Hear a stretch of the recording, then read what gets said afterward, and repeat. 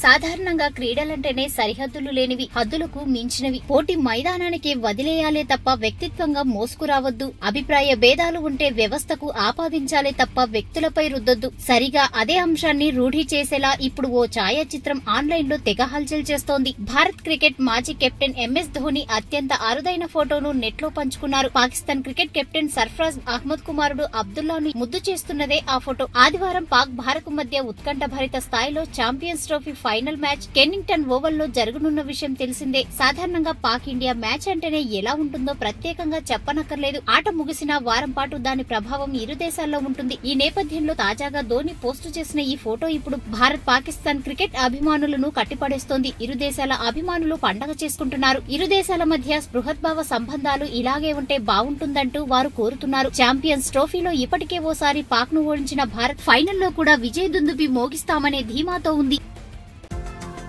ఈ వీడియో గనుక మీకు నచ్చినట్టయితే లైక్ చేయండి, షేర్ చేయండి, సబ్స్క్రైబ్ చేసుకోండి.